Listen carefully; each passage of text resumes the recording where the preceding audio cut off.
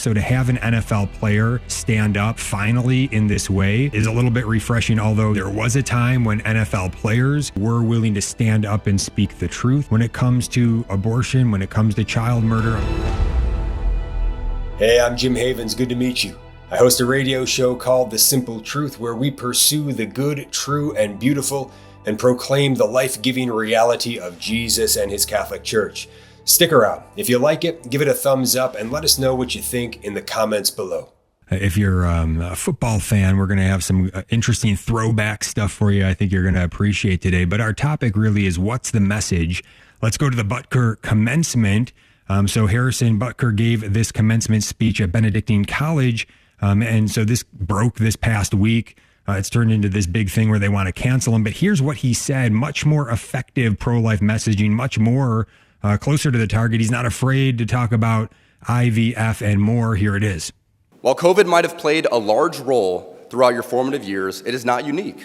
Bad policies and poor leadership have negatively impacted major life issues. Things like abortion, IVF, surrogacy, euthanasia, as well as a growing support for degenerate cultural values in media, all stem from the pervasiveness of disorder. Our own nation is led by a man who publicly and proudly proclaims his Catholic faith, but at the same time is delusional enough to make the sign of the cross during a pro-abortion rally. He has been so vocal in his support for the murder of innocent babies that I'm sure to many people, it appears that you can be both Catholic and pro-choice. He is not alone. From the man behind the COVID lockdowns to the people pushing dangerous gender ideologies onto the youth of America, they all have a glaring thing in common. They are Catholic. This is an important reminder that being Catholic alone doesn't cut it. These are the sorts of things we are told in polite society to not bring up. You know, the difficult and unpleasant things. But if we are going to be men and women for this time in history, we need to stop pretending that the Church of Nice is a winning proposition. We must always speak and act in charity, but never mistake charity for cowardice. All right, so there it is, Chiefs kicker Harrison Butker.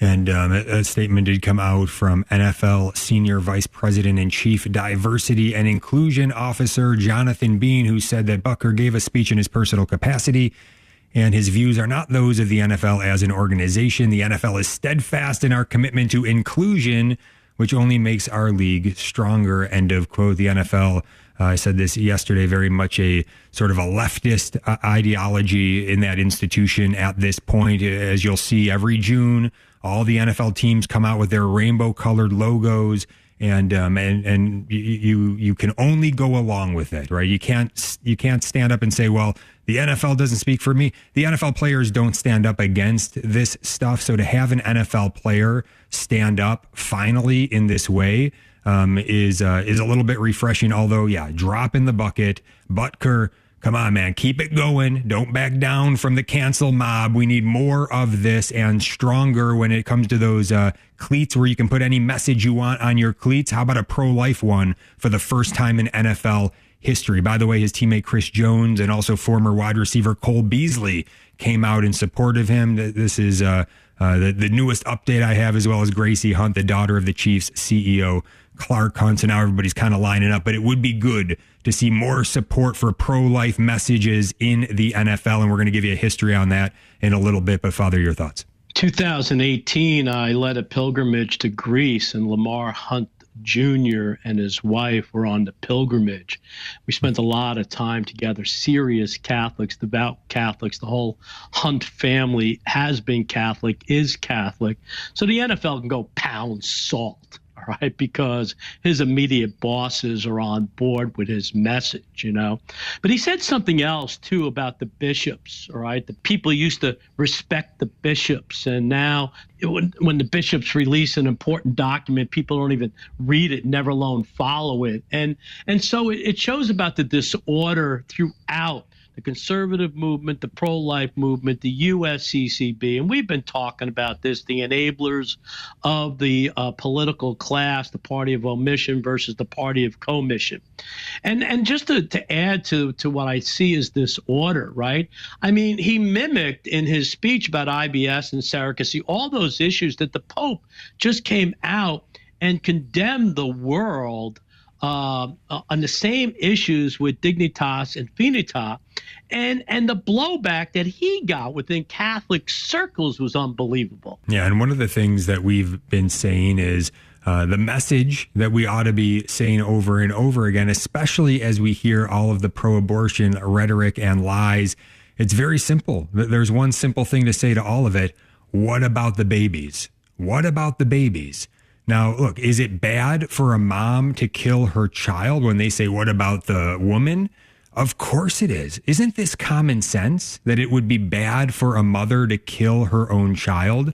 Come on. So what about the baby? The movement changed at some point and it became way more ineffective. I think what happened, and I'd love to hear your thoughts on this, Father, is that the lies of the pro-aborts started to be effective in throwing off the pro-life leaders of the time.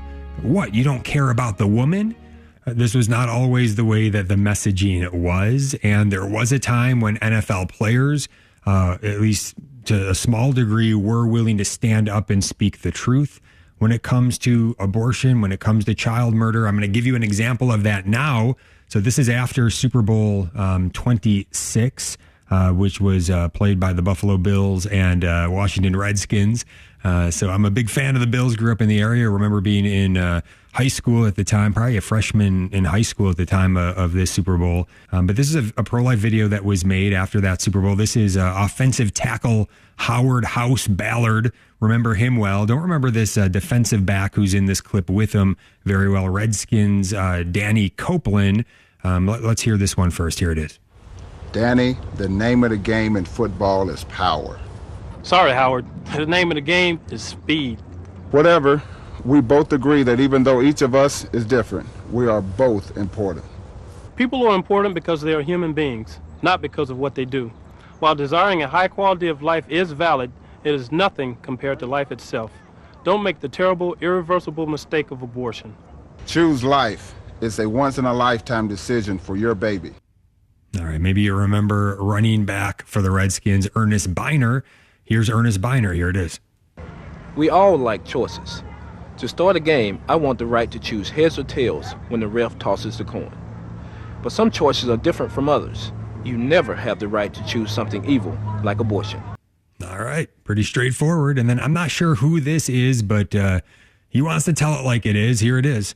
What kind of choice are we offered by pro-abortionists? Between what and what? After all is said and done, the choice is simply this: to have a dead baby or a live baby.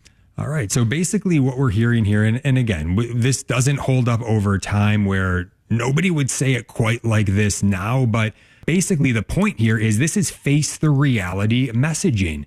Let's face the reality, which is the first point that people have to come to if we're going to change their hearts and minds. This is an ongoing daily mass murder of children by the thousands every day in the U.S., hundreds of thousands worldwide. We have to face the reality of what's actually happening here. And so there's also some clips after Super Bowl 21. This is more near and dear to your heart, Father, being a Giants fan. This was in '87. That Super Bowl, Giants beat the Broncos 39-20. They made this 1989 pro-life video. You were there? Wow, incredible. And this video they entitled "Life: The Way of Champions." Here's a guy I loved. I was a Giants fan at the time too during that Super Bowl. I remember rooting for them. I can remember various highlights as in grade school or middle school, I guess at that time. But here's famous tight end Mark Bavaro, not afraid to lead with his Catholic faith, and also identifies here with the child, wanting everyone to identify with the child. That could have been you, is basically the message. And he wants to stand up for the least of these. Here it is, Mark Bavaro. When I caught that touchdown pass in the Super Bowl, the first thing that came to my mind was to thank God.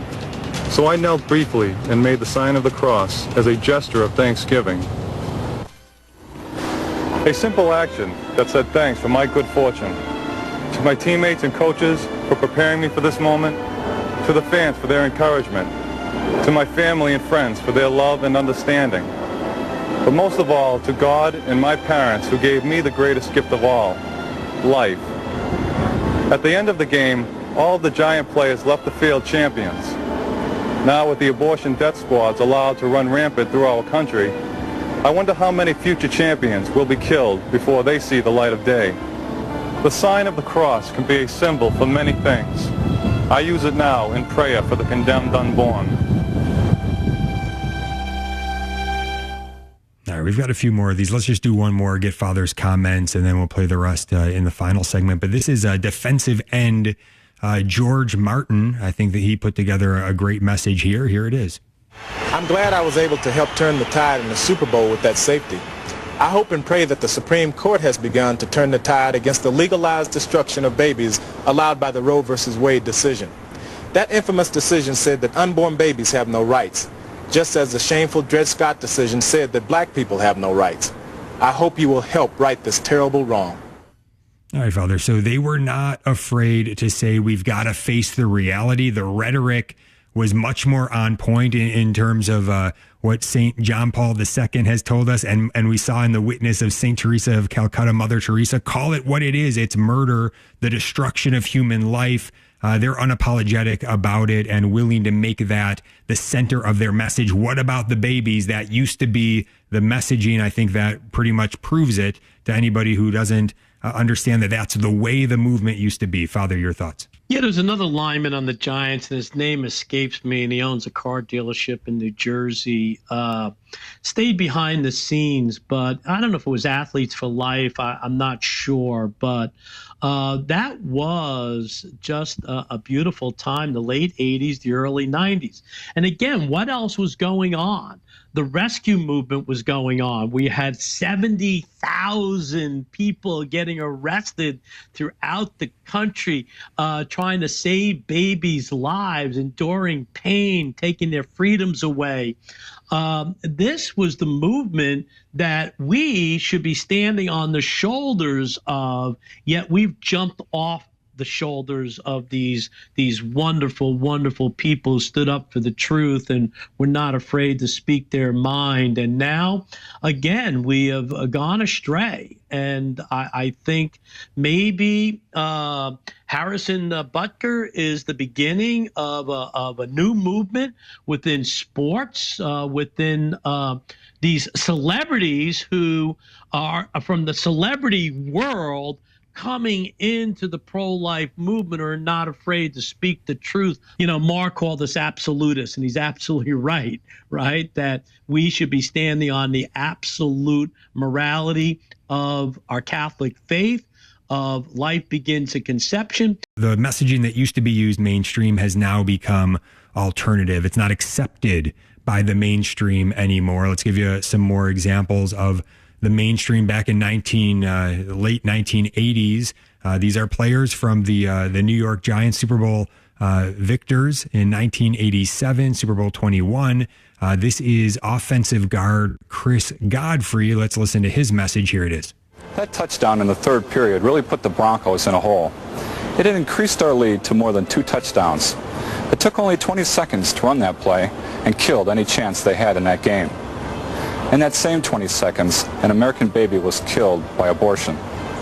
Every 20 seconds of every minute, of every hour, of every day. Since Roe versus Wade, over 25 million American babies have been killed. One every 20 seconds. All right, now let's hear, they didn't just get some obscure players on this either. Here's Super Bowl MVP Phil Simms. Now, he broke a couple of records that still stand from that Super Bowl. The greatest passer rating of all time, something like 150, I think. Also had a completion percentage in the game of 88%, 22 of 25. He had a great game, won MVP. And then here he is standing up for the babies with this pro-life message. Here it is. When I woke up the next morning and read those statistics in the paper, I was very pleased and proud. But there was another statistic in the paper that morning that didn't get the same coverage the Super Bowl got. I guess they thought it wasn't very important. It was just a little item that stated there are an average of 4,400 babies killed every day by abortion, or about 1,600,000 killed every year. Suddenly, my statistics seem very insignificant. All right, Phil Simms putting it in perspective. Then one final clip. This might have been the guy you were thinking of, Father. This is nose tackle. Back when they used to have nose tackles, Jim Burt of the Giants. And I think they also have that kind of the end of the video, how they wrapped it up here as well. Here it is. One of the scenes that will remain permanently etched in the minds and the hearts of everyone who saw this Super Bowl. the love between a father and his son. Winning the Super Bowl was one of the 2 top things that happened in my life. Here's number 1.